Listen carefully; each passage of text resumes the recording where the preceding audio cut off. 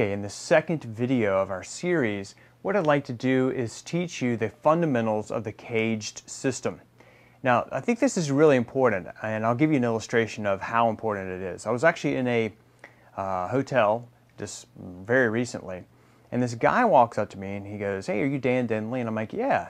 And it turns out that this guy knows who I am, and he was asking, well, you know, I'm playing this song and everything, and there's this one chord that I can't play. I think he said it was like a B flat chord. You know, he's like, it's up on the neck of the guitar, and it's really hard and everything, and I can't really get it. So I was like, well, why don't you just play one of the other 4 versions of that B flat? He was like, huh? And I was like, well, you know, you can play every chord in at least 5 ways.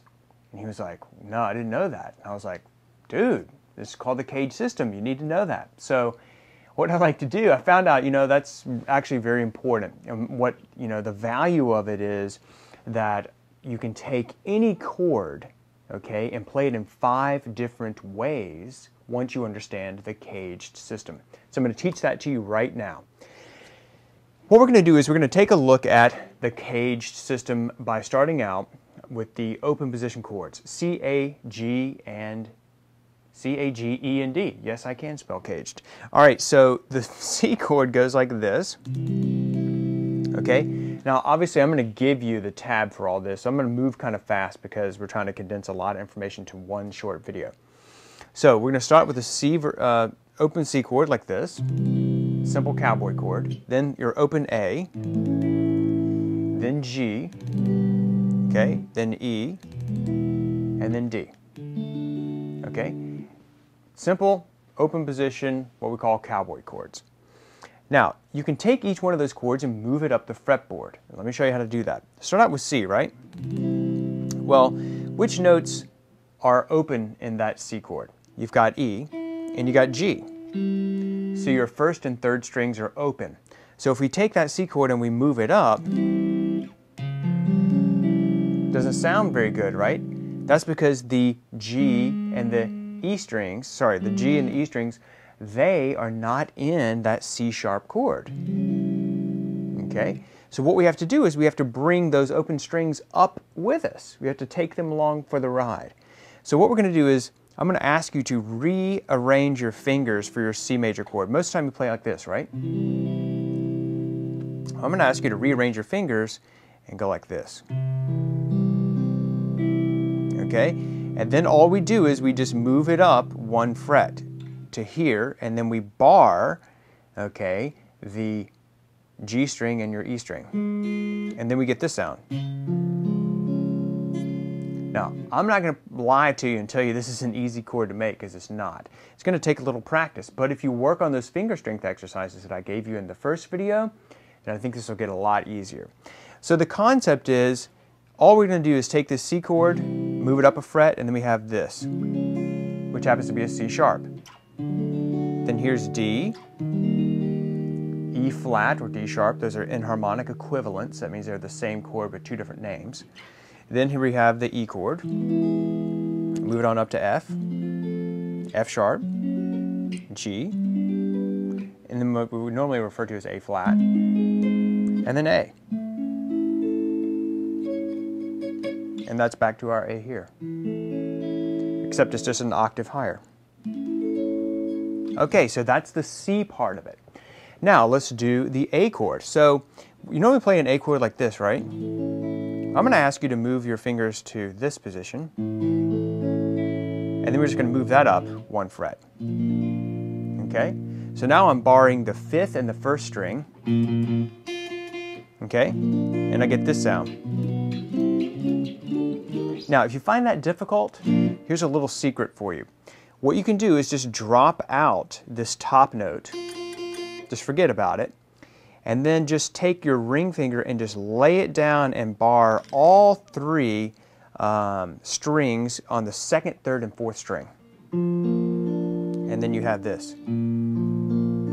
So basically it's like a power chord, but then there's a couple extra notes here. And then I can easily move that up the fretboard.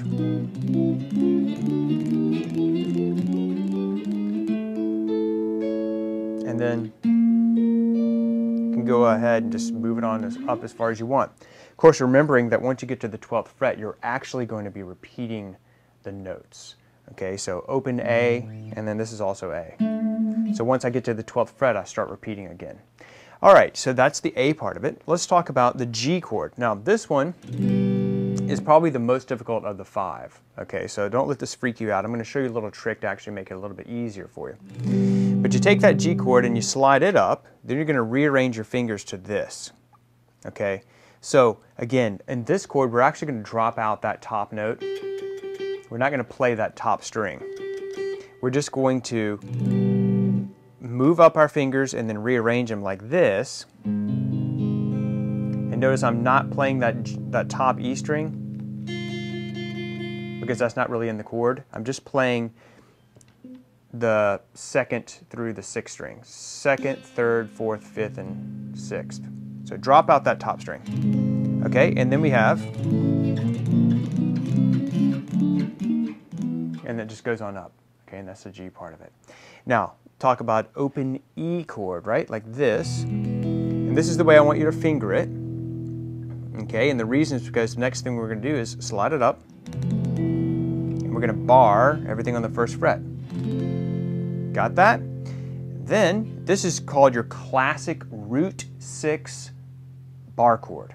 Okay, root 6 means that the root note, in this case F, that's the note that the chord is named after, that is going to be on the 6th string. So that's why it's called a root 6 bar chord. This would be a root 6 F sharp bar chord, root 6 G, root 6 A flat. And a lot of times people don't worry about saying root 6, but I was just doing it to let you know the technical term for it. But a lot of times people just say, you know, G bar chord. Okay, cool. A flat, A, B flat, B, okay, C, C sharp or D flat, D, E flat, and then E. All right, so we've made it through C, A, G, and E. Now let's do our open position D chord. Now for this one, you're going to need to rearrange your fingers again, and we're going to play it like this. Because when I move it up, I'm going to bar the 5th and, the 5th and the 4th string. See that? So it's just like a D chord, except I'm just sliding it up. And then,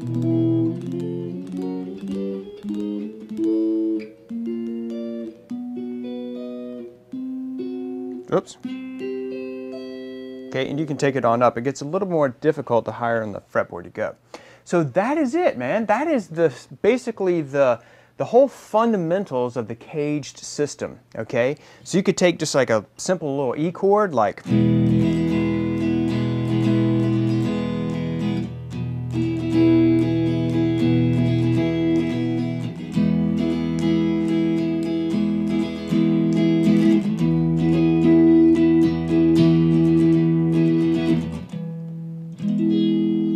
so those are my 5 forms of my E chord, right? This would be the E form. This would be the D form of my E chord. Here's my C form of the E chord. A form of still an E chord, and then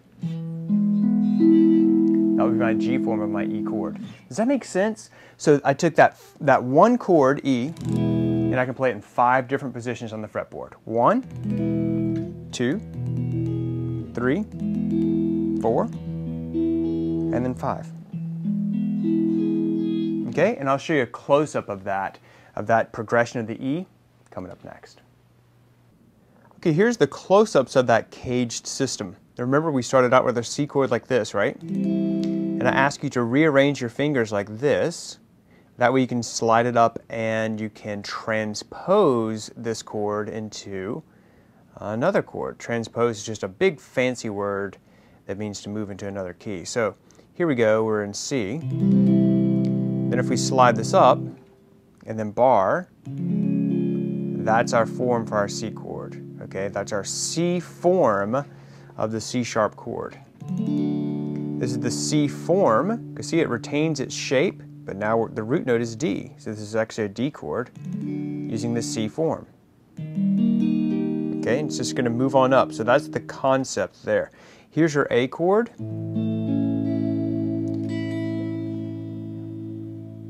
All right, and now what we can do is simply move that up 1 fret and bar everything here. Okay.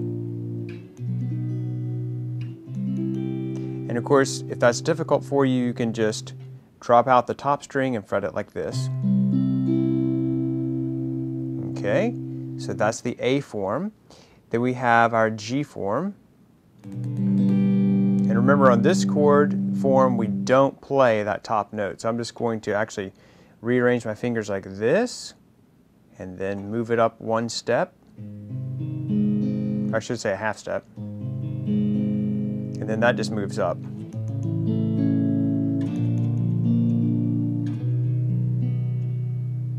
Okay, now what we're going to do is, we have our E form, right? Here's our E chord. If I flip it around like this, then move it up a half step, and then bar the 1st fret. That's my root 6 string bar chord. And by the way, if that bar chord is really difficult for you to play, you can just drop out the 6th string and just play it like this. Okay, still the same chord. Actually, you can just play the top strings like this.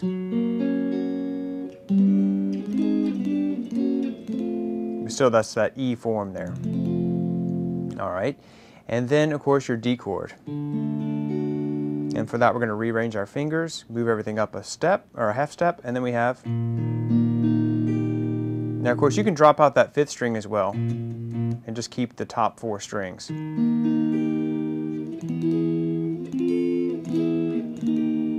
Okay, so that is your caged system. So if you liked this video, I want to ask you for a favor, which is to click a like button below and then post your comment. And thanks so much, my friend, and the 3rd video will be out soon. So keep an eye on your email inbox for that, and check it out when it's ready. See you soon.